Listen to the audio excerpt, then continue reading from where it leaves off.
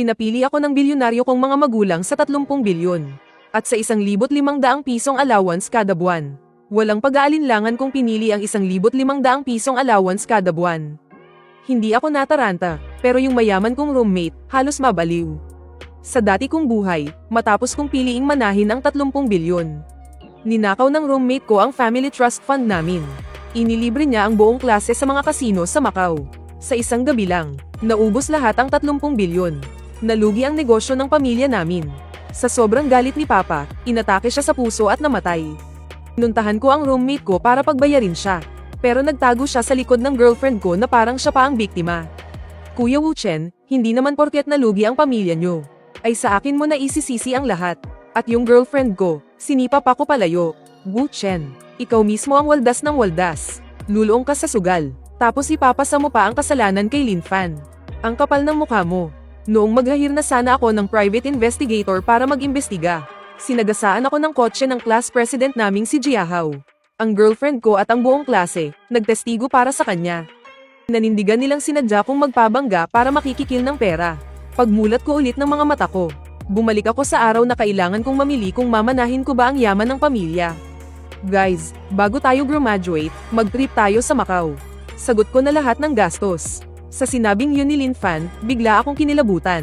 Parang hindi pa tuluyang nawawala ang sakit ng mga nabali kong buto. Pagkasabi ni Lin Fan noon, naghiyawan ng buong klase. Angas mo, Lin Fan. Iba talaga pag mayaman. Pupunta na rin lang tayo sa Macau. Bakit hindi pa natin subukang maglaro sa mga kasino dun?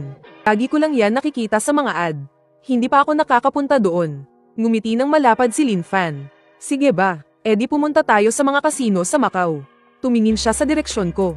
Lumapit siya sa akin. Kuya Wu Chen, narinig ko VIP daw ang pamilya nyo sa kasino. Pahiram naman ng VIP card nyo. Para maranasan din ng mga kaklase ang top tier service. Biglang nanlamig ang buo kong mukha. Ang trahedya ng pagkasira ng aming pamilya sa nakaraang buhay ko. Lahat ay nagsimula nang manghiram sa akin si Lin Fan ng card.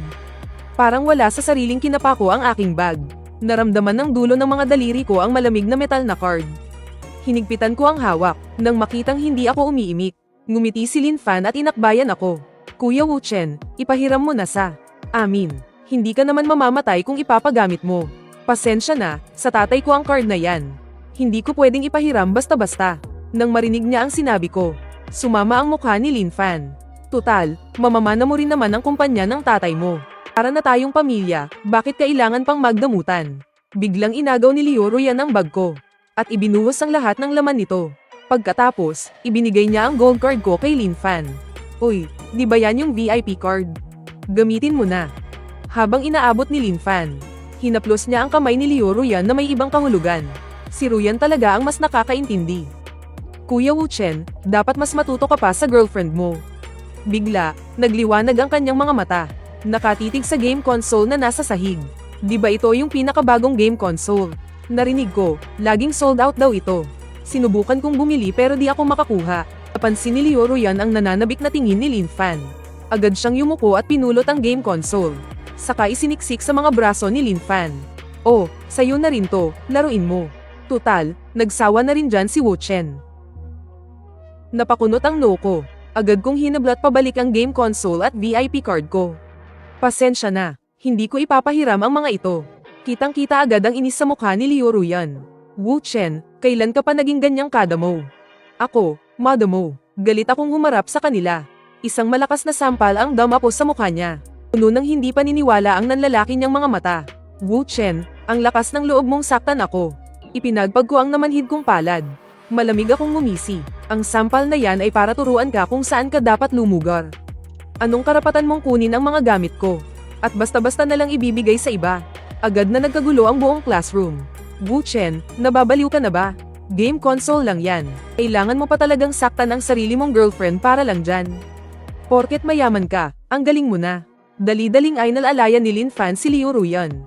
Pagkatapos ay galit na tumingin sa akin. Wu Chen, si Ruyan. Ginawa niya lang yun para sa kapakanan nating lahat. Bakit ganyan ang ugali mo? Yumuko ako para pulutin ang mga gamit na nagkalat sa sahig.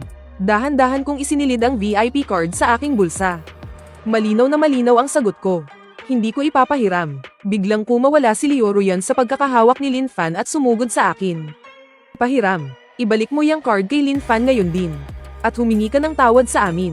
Kung hindi, maghiwalay na tayo. Ayokong magkaroon ng boyfriend na kasing kitid ng isip mo. Ibalik, sa simula pa lang, akin na ito. Kanino ko naman isasauli? Pagkatapos, isang ngiti ang sumilay sa aking mga labi. Sige, total gusto mo namang makipaghiwalay. Payag ako, para makatipid pa ko sa breakup fee. Para akong sumundot ng bahay ng putakti sa sinabi kong yun. Nanginginig sa galit si Liu Ruyan. Ay ikaw akala mo habol ko lang ang pera mo. Hindi mo habol. Itinaas ko ang kilay ko sabay tingin sa Cartier na relo sa kanyang pulso. Kung ganun, ibalik mo muna yung regalo ko sa'yo noong birthday mo noong nakaraang linggo. Agad na namutla ang kanyang mukha, at hindi sinasadyang tinakpan ang kanyang relo. Agad na naging alanganin ang tingin ng mga kaklase namin sa paligid. Biglang tumayo ang class president na si Jia Hao at galit na hinampas ang mesa. Wu Chen, masyado kang makasarili. Ang bait na nga ni Lin Fan at inimbitahan ng lahat sa Aocheng. Tapos hindi mo man lang kayang isipin ang kapakanan ng grupo. Oo nga, kunwari ka pa na mabait at madaling kausap. Pero sa oras ng kagipitan, lumalabas din ang tunay mong kulay. Tumingin ako sa paligid. Sa nakaraan kong buhay, sila ang sabay-sabay na nagsabi sa korte na nagtangka akong magpakamatay para lang mangikil. Ililibre kayo ni Lin Fan sa Macau. Kaya puntahan nyo siya. Anong kailangan nyo sakin? Huling sumabat si Lin Fan. Gagamitin namin ang VIP card mo. Kapag nandoon na tayo, yung mga gastos natin sa casino, di ba maitataas din no ng VIP level mo? Isang bagay to na pareho nating pakikinabangan. Samandal si Liu Ruyan sa tabi ni Lin Fan. Para bang bigla na lang nawala ang sakit sa kanyang mukha. Napaka maunawain mo talaga. Sobra na si Wu Chen. Pero iniisip mo pa rin ang kapakanan niya. Dahil gustong gusto niyong pumunta sa Macau. Dahan-dahan akong dumukot ng card mula sa pataka ko. Sige, ipapahiram ko na sa inyo. Nagningning ang mga mata ni Lin Fan. At inabot ang kamay para kunin ito. Pero mabilis kong inikat ang kamay ko. At ipinakita ang kabuuan ng card. Ang meal card ng eskwelahan. Pinaglalaroan mo ba ko? Biglang nang itim ang mukha ni Lin Fan. Pareho lang tayo. Di ba't sinusubukan nyo rin akong konsensyahin? Pinaikot-ikot ko ang meal card sa dulo ng aking daliri. Biglang dinampot ni Liu Ruyan ang kahon ng chalk sa mesa at ibinato ito sa akin. Wu Chen. Nabulag yata ako at pinatulan pa kita. Umagilid ako para umiwas. Nagsikalat ang mga chalk sa sahig. Nang makita ni Lin Fan na ayaw kong ibigay ang VIP card. Agad na dumilim ang kanyang mukha. Sininyasan niya ang mga kaklase sa paligid. Agad akong pinalibutan ng ilang mga lalaki. Wu Chen, huwag kang samobra. Sabi ni Lin Fan sa mababang boses. Habang masama ang tingin, ngumisi lang ako. Isang card lang naman. Kailangan pa ba talagang palakihin to? Ano, dahil di nyo mahiram, aagawin nyo na lang. Gusto ka lang naming matauhan. Bigla akong tinulak ni Jia Hao mula sa likuran. Napasuray-suray ako at bumangga sa mesa. Kumalabog ang bag ko sa sahig. Sinamantala ng ilang lalaki ang pagkakataon para sipin ang mga libro ko. Sinadya pa ng isa sa kanila na tapakan ng game console ko. Isang malakas na asterisk crack asterisk ang narinig at nabasag ang screen. Anong ginagawa nyo? Wu Chen, huwag ka namang masyadong madamo. Bigla akong tumayo. Pero may mariing pumihil sa balikat ko. Wu Chen, huwag ka namang masyadong madamo. Magkaklase naman tayong lahat. Anong masama kung hihiramin lang yung card mo? Sabi ni Lin Fan na may peking ngiti. Inabot niya ang kamay para kapkapan ng bulsa ko. Mabilis kong hinampas ang kamay niya. Lubayan niyo ko. Dahil dito, lalong nagalit si Lin Fan. Nagdilim ang mukha niya. Bigla niyang hinablat ang kwelyo ko. Ayaw mo sa santong dasalan. Gusto mo sa santong papasan, ha? Hindi man lang umawat ang mga kaklase ko sa paligid. Sa halip, nagsigawan pa sila ng bugbugin yan. Akala mo kung sino ka dahil lang mayaman ka. Ang yabang-yabang mo. Isang walang kwentang card lang naman yan, ah. Nang makita ni Lin Fan na hindi ako nagpatinag, diretso niya akong sinuntok sa mukha. Mabilis akong umilag. Hinawakan ko ang pulso niya at mariing pinilipit. Napasigaw siya sa sakit, at pasuray-suray siyang napatras. Nang makita ito ni Liu Ruyan, napasigaw siya, Wu Chen. Ang lakas ng loob mong lumaban. Sumugod siya para kalmutin ang mukha ko. Itinulak ko siya palayo. Mabilis kong kinuha ang cellphone ko mula sa bulsa. Tumawag agad sa pulis. Hello, pulis po. Nandito po ako sa third floor ng academic building sa Renjian University. May nangaagaw po ng gamit. Sinadya po nilang sirain ang ari-arian ko. At nananakit din po sila. Biglang nagbago ang itsura ni Liu Ruyan. Mabilis siyang sumugod sa akin. Baliw ka ba? Inagaw niya ang cellphone ko. At diretsyong inihagis palabas ng bintana. Sandaling tumahimik ang buong classroom. Pero taliwas sa inaasahan nila. Wala pang 10 minuto. Pumalingaw-ngaw ang sirena ng pulis sa baba. Tumingin sa paligid ang nangungunang pulis. Sino ang tumawag sa amin? Itinaas ko ang kamay ko. Ako po, inagaw nila ang mga gamit ko. Tapos, binasag pa nila ang cellphone ko. Tiningnan ng pulis ang mga gamit na nakakalat sa sahig. Pagkatapos ay tiningnan niya ang basag kong game console. At ang durog na cellphone sa labas ng bintana. Kumunat ang noo niya. Anong nangyari dito? Agad na nagpanggap si Lin Fan na inosente. Mamang pulis. Hindi po pagkakaunawaan lang. Nagbibiruan lang po kami. Napangisi ang pulis. Nagmamadali ring sumang-ayon si Liu Ruyan. Opo, nagbibiruan lang po kami bilang magkakaklase. Ang iba pang mga estudyante ay sumang-ayon din. Malamig ko silang tiningnan lahat. Ganitong-ganito rin sila noong nagbigay sila ng maling testimonya sa nakaraan kong buhay. Nambasag ng cellphone at nanakit ng tao. Biro ba ang tawag dyan? Dumating ang guidance counselor naming si Sir Zhang matapos marinig ang kaguluhan. Anong nangyayari dito? Bakit kayo nanggugulo sa loob ng eskwelahan? Mabilis na ipinaliwanag ng pulis ang sitwasyon. Matapos makinig ni Sir Zhang, masama niyang tinitigan si Lin Fan. Ikaw na naman, gusto pa sanang mga tuwiran ni Lin Fan. Pero malinaw na malinaw ang ebidensya. Sa huli, sa pamamagitan ng pulis, sina Lin Fan at Liu Ruyan, ay napilitang bayaran ang cellphone at game console ko. Humingi ng tawad sa harap ng lahat, habang papalabas kami ng opisina. Pabulong na nagsalita si Liu Ruyan, Wu Chen. Humanda ka sa akin. Tiningnan ko ang nanggigigil niyang mukha. Bigla akong napangiti. Sige, hihintayin ko. Pagbalik ko sa dormitoryo para mag-impake ng gamit, naramdaman kong tila may gumalaw ng mga gamit ko. Pero wala namang nawala, kaya hindi ko na lang ito pinansin. Paglabas ko ng eskwelahan, isang itim na maybach ang huminto sa harap ko. Young Master Gu, Sir, may mahalagang bagay po kayong kailangang uwi ang bahay. Hindi pa ako binigyan ng pagkakataong magsalita ni Butler Wang. Basta na lang niya akong hinayla papasok sa kotse. Nang gabi, itinulak ng tatay ko ang 2 dokumento sa harap ko. Wu Chen, ito na ang huli mong pagkakataon para pumili. 30 bilyong pondo ay naideposito na sa Zurich Bank card mo. Kailangan mo lang itong pirmahan. Magagamit mo na ang pera para pamunuan ang negosyo ng pamilya. O pwede mo ring piliin ang 1,500 yuan na allowance kada buwan. Pinipili ko ang 1,500 yuan na allowance kada buwan. Walang pag-aalinlangan kung kinuha ang dokumento para sa 1,500 yuan. Hinayla ko ito palapit, at isinulat ang pangalan ko. Biglang napatayo ang tatay ko. Nababaliw ka na ba? Tiningnan ko lang siya at bahagyang ngumiti. Masyado pa po akong bata, at wala pang gaanong karanasan sa buhay. Sa tingin ko po ay hindi ko pa kayang hawakan ang 30 bilyon. Na ganyang kalaking pondo. Isa pa, Tay, malakas pa naman po kayo ngayon. Kaya maaari pa po akong magsanay ng ilang taon pa. Tinitigan ako ng tatay ko. Matagal siyang hindi nagsalita, dahil pinili mo ang 1,500. Bukod sa 1,500 iyan, wala ka nang matatanggap na kahit isang kasing pa kada buwan. Sigurado ka na ba? Tumango ako. Nang makita niya akong tumango bilang kumpirmasyon, wala nang nagawa ang tatay ko kundi magsalita ng malamig, Old Wang. I freeze mo ang Zurich Bank card ni Wu Chen. Kinabukasan, itinapon ko sa basurahan ang 2 peking card na ipinalit ni Lin Fan.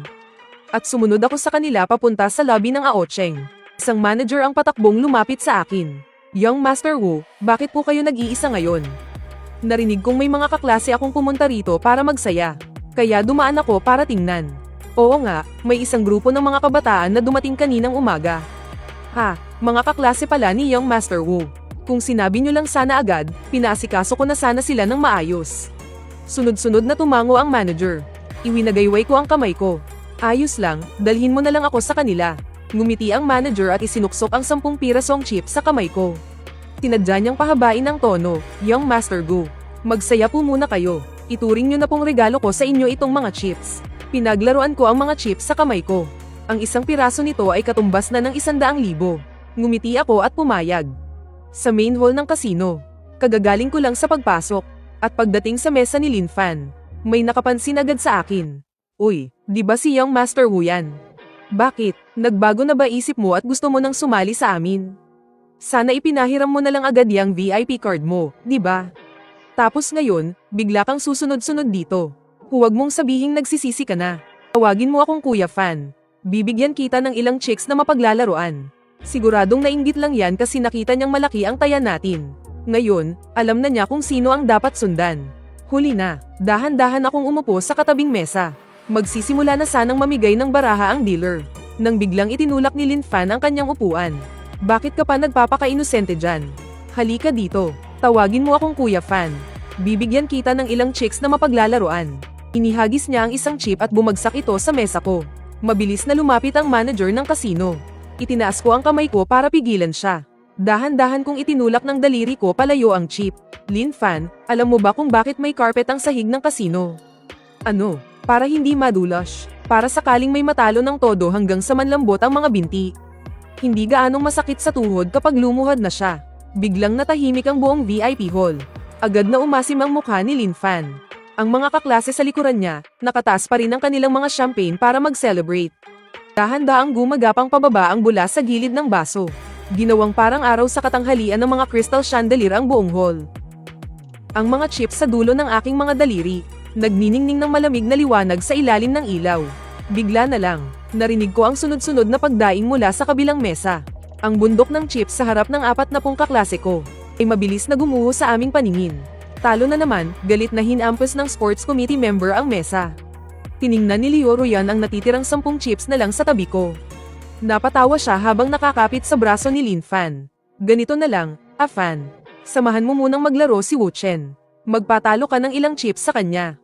Para naman makapaglaro pa siya ng mas matagal. Hindi na niya hinintay na pumayag ako. Basta na lang umupo si Lin Fan sa harapan ko. Anong gusto mong laruin? 21, yung simple lang. Sige, pero masyadong mabagal kung isa-isang round lang. All in na lang tayo agad. Itinulak ko paarap ang natitira kong 10 chips. Sige, sasabay ako, sabi ni Lin Fan. At itinulak din niya paarap ang mga chips niya. Bago kami opisyal na magsimula, sa gilid ng aking mga mata. Nakita kong pasimpleng inabutan ni Lin Fan ng card ang kamay ng dealer. Napangiti na lang ako at hindi umimik. Nagsimula ng mamigay ng baraha ang dealer. Tig-2 baraha bawat isa. Tinaob ni Lin Fan ang baraha niya. Ang unang baraha niya ay ang alas na spade. May sumili na halos hindi mahahalata ng ngiti sa labi ni Lin Fan. Halatang inaasahan na niya ang barahang iyon. Tiningnan niya ang kanyang pangalawang baraha, ang king na spade. Abot tenga ang kanyang ngiti. Naka 21 siya, dahil ang alas na spade ay pwedeng bilangin bilang 1 puntos. O pwede ring 11 puntos. Nakadepende sa manlalaro, kung ano ang pipiliin niya. Tiningnan ko ang 2 barahang nakataob sa harapan ko. Kalmado akong nagsalita, tinawanan naman ako ni Lin Fan. Humingi ako ng isa pang baraha, at binigyan ako ng dealer ng pangatlo. Hindi ko pa rin tinitingnan. Habang kumukuha ako ng baraha, hindi na napigilan ng mga tao sa paligid ang kanilang sarili. Napailing na lang si Lin Fan na natatawa. Baliw na ba ang isang to? 2 baraha agad ang kinuha. Hindi ba siya natatakot na mabust? Hindi ito tong-its. Anong gagawin mo sa ganyang karaming baraha? Nakatayo sa gilid ang manager. Pinagpapawisan din siya ng malamig para sa akin. Kumukuha pa ng baraha. Baliw na yata to. 3 baraha agad ang kinuha. Iminumungkahi kung bigyan niyo siya ng kopya ng mga patakaran ng larong 21. Hindi ko sila pinansin. Humingin ako kay Lin Fan. Sige na, ilabas mo na ang baraha mo. Idilat mo ang mga mata mo at tingnan mong mabuti. Siguradong panalo ako sa round na to. Ibinuklat ni Lin Fan ang mga baraha niya. Isang king of spades. Isang ace of spades. Sakto, 21 puntos. Siguradong panalo na si Lin Fan sa round na to. At natural blackjack pa, ang pinakamalakas. Ha ha ha. Tingnan mo ngayon, talo ka na ng walang-wala. Paglabas mo, wag na wag mong sasabihing kaklase ka namin, ha? Nakakahiya, nagkibit balikat lang ako. Ibinuklat ko ang mga baraha ko. 2, 2, 3. Kung susumayin, kaawa-awang 12 puntos lang. Pero natigilan ng lahat. Dahil ang 5 baraha sa kamay ko. Kahit na ito ang mga pinakamababang baraha.